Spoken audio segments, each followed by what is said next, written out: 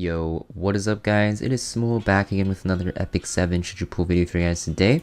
And today we're going to talk about the unit that is running on the current banner alongside the new unit Sharoon, which by the way, if you guys don't know if the new unit Sharoon is good or not, make sure you guys check out my last video talking about my first impressions on her. But for now, today we're going to be talking about Aramintha and if you guys should be pulling for her and her artifact. That being said, if you guys don't know what her skills do, let's actually look over her skills. She actually recently got buffed, so she actually is a little bit different than before. You can see here S3 is an AoE attack that has a chance to inflict 2 burns and a chance to stun, and will also give herself a barrier, and that barrier will scale with her own attack. Very similar to Hwayoung's barrier, except that instead of every single turn, this is only going to proc after her S3. You can actually soul burn this for 20 souls, and this will ignore effect resist, and you will definitely land that burn, and also have a 50% chance to land a stun after you Mulligore the skill to max level. Next we have our S2. It is an AoE attack that will dispel 2 buffs at 100% chance if you guys don't get checked by effect resist, and also inflict unhealable for 2 turns. This also gives your entire team attack buff, and for every single unhealable you inflict, you will increase CR of yourself. The thing is guys, you can always still get 15% in with the unhealable, and if you don't actually land all 4 unhealables, you won't actually get that 100% CR push. But if you guys do get lucky and you guys beat the odds and you get that CR push to 100%, you're actually going to be able to S2, dispel, all the buffs they have, put on healable, give yourself attack buff, and then S3 after. Now the only bad thing is, yes, there is RNG. There's a 15% chance per unit that you won't land it, and usually in the current meta you have units such as like a Ross or Diane or Amelia that are run on very high effect resist, and there's also a lot of cleansers as well. So the thing is, it's really hard to make this work, and although I kind of like the changes that they did with this S2 for that unhealable and CR push, which got buffed by the way, it's pretty hard to make this work, and it's very RNG dependent, but it is a cool concept. Next we have our S1.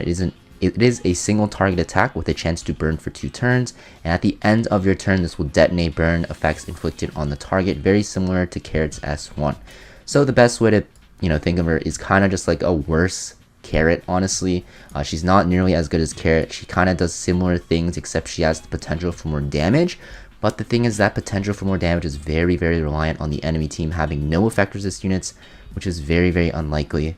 And also that you don't get 15%ed and you actually land that unhealable. So yeah, cool unit. The design was pretty nice. I think the buffs were in the right direction, but still not that great of a unit in my opinion, and not really worth using.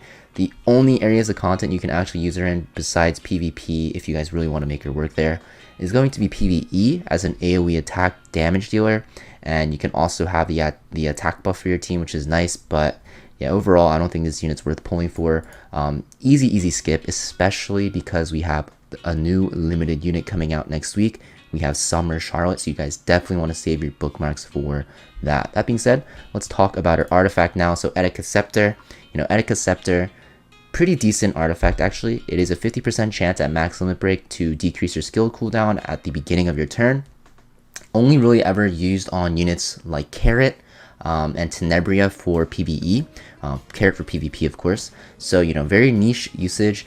Honestly, this artifact is pretty nice, but there's a lot of good mage artifacts anyways, and because we do have Charlotte coming out, maybe her artifact will be very good. You guys are probably going to want to save your powder. Also, we probably are going to have Seaside Valona in the future, so you guys want to save your powder for her artifact as well. So you definitely want to skip this artifact as well.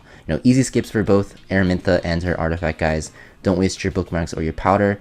Nothing really much else to be said about this. Just skip both. I don't want to make this video longer than it has to be, so yeah, skip both and save your bookmarks for Charlotte, who's coming out next week, limited Charlotte, and also possibly Seaside Valona in the near future. That being said, guys, hope you guys found this video helpful, and I'll see you guys next video. Peace.